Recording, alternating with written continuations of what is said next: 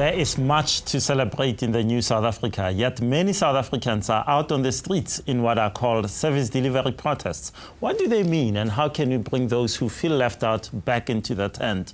My conversation with Professor Jonathan Jansen continues on this and other issues. I think that when you've had 350 years, of colonialism and apartheid, we really fool ourselves if you think you can have a bit of Madiba magic or, or a few workshops on anti-racism and the problem goes away. These things are deeply ingrained in our institutions. Now, I have to say that the further along we go in history, the more confident I am, particularly with young people, that they begin to learn and live and love together. I see this every single day. But that does not mean that from time to time there's something that horrifies you. I've experienced this on this university campus, but I experienced it in South Africa. So every now and again something reminds you about these ghosts, that tend to show up and take you back. And it's very hurtful and it's very disappointing and it really is demoralizing.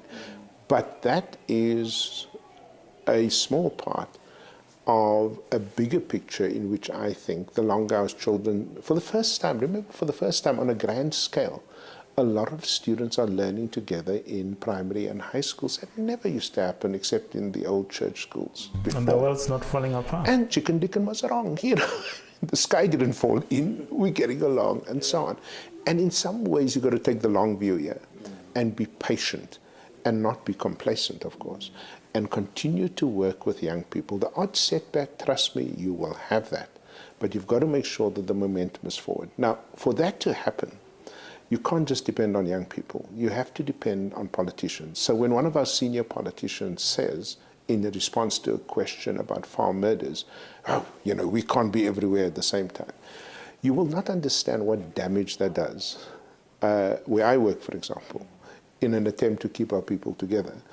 And so show compassion, continue to show what I call Mandelian values, at all levels of leadership.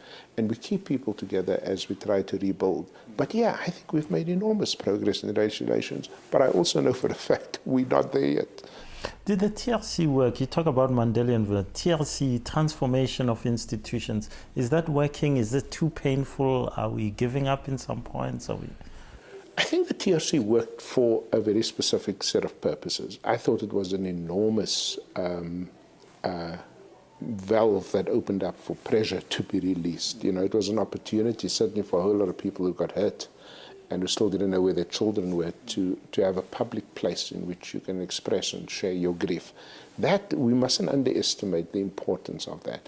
And even though a lot of whites didn't come to the party, as Archbishop Tutu often reminds us, it at least set the table for what should have been ongoing discussions about this difficult R word, the race word, And I think that where we failed the TRC was not to continue in all sorts of civic spaces, to continue to have these difficult dialogues about the past, the present, and the future, not to hurt people, but to give people a sense that they're being heard, first of all, which is a huge issue if you were a victim, the need to be heard, but also the need to have hope, okay?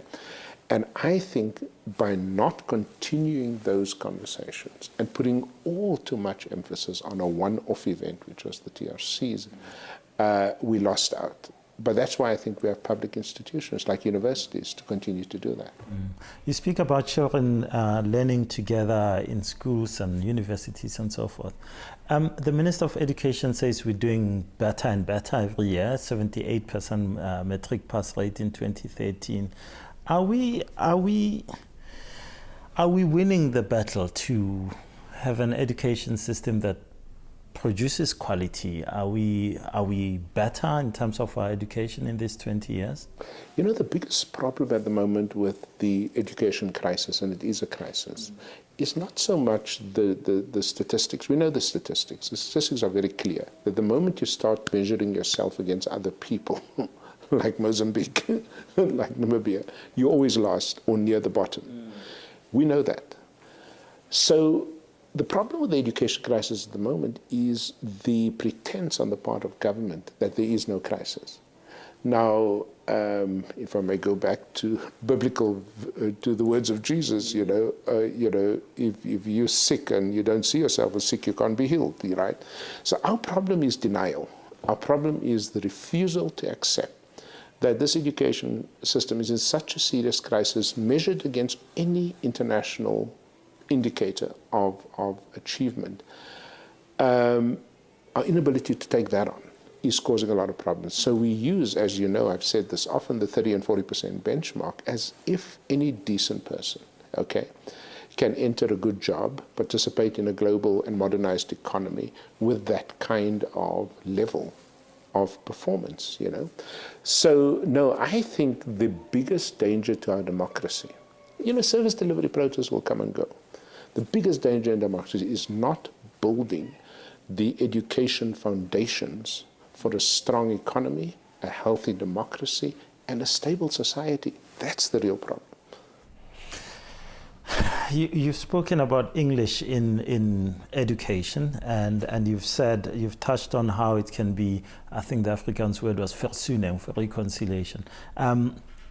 Is this idea gaining traction? Should we introduce English right from the onset? How would it help a kid where I grew up in Hammanskraal to be a better student? It's a very sensitive topic, and there's a very deep sense of indigenous rights and and cultural values and so on. I think in an ideal world... No one from Limpopo has complained about Sepedi or Setswana in the way that other groups have complained. But yes. Right. I mean, I like the idea in a perfect world, right, of children learning in the early grades in the mother tongue, establishing their confidence, affirming family, and regional languages. I like that. It's not a perfect world. And so what we do is we raise young people, and children in particular, having a weakness in both English, which they transition into later, as well as in the indigenous language. And you teach the subject matter poorly in both. Now, my argument has always been, try and introduce both as early as possible. Both a strong sense of English, in which most of our children finish their school, as well as a strong sense of indigenous languages. The problem with that is you need teachers who are good in not just languages, but in math and science or whatever. We don't have that. And so I understand completely when a poor parent says, you know what, you've organized this economy in English. You've organized our political system in English. Don't tell me that my child must struggle along here in indigenous language when you put your child in Parktown Girls or in, Rosebank Primary. That poor parent makes sense to me. That's true. You've spoken about negativity. There's a lot of negativity in South Africa. You can pick the service delivery protests. You can pick, the state of schools in townships and so forth. How do you get through that negativity? How do you manage to be so positive when so many are very, very negative about the country? Because I talk to people, I see enormous hope. I mean, the amazing thing about South Africa, visitors will tell you this from outside other countries, is we still think it's going to get better. And I meet people like that all the time. I'm going to tell you this story, even though it's just one story. Like in Bedfordview the other day, the guy putting the petrol in my car, comes to me and he said, "Are you that man from the Free State University?" I says, "Yes, I am." He says, and he gives me a hug with his greasy hands down my white shirt. I had to explain to my wife that this was not another woman, and he gives me this huge hug. Yeah. And I said to him, "Thank you so much, but pray for me." Do you know what he says to me? He says, "I got you covered. I got you covered." Now, every day I have those kinds of experiences. Yeah. And I say to myself, if it wasn't for the positivity of my students, of ordinary, the guy, the petrol station, I'd get depressed. But I think there's still too much positivity to build up. Yeah. But when someone like that, and there's a scandal like Nkandla that we have now, what do you say to them when they're outraged, as so many people are outraged about about that particular scandal? Yeah, I often say to people, don't judge the many by the few. And the fact that we have at the moment, a number of very serious political scandals, we mustn't put all our faith in individuals and all our faith in political leaders. We have to ask ourselves, just imagine if this country thought that the only way to change a government was by continuing to appeal to the existing government. We would have gotten nowhere, And so I always say that we've got to change the tone of the national conversation away from what government is doing wrong, important as it is to address that, and to sort of say, what are people doing right? I mean, I tell you now that a lot of the successes we have in schools have got nothing to do with government. It's got everything to do with ordinary people, organizations, businesses, communities, trying to make a difference. So I think until things change at a national political level, we really have to put our investment in ordinary people taking charge again of their lives. Professor Jansen, thanks so much for your time. Thank you. Be blessed. Thank you. Thank you. After the break, our winner and loser of the week. Stay with us.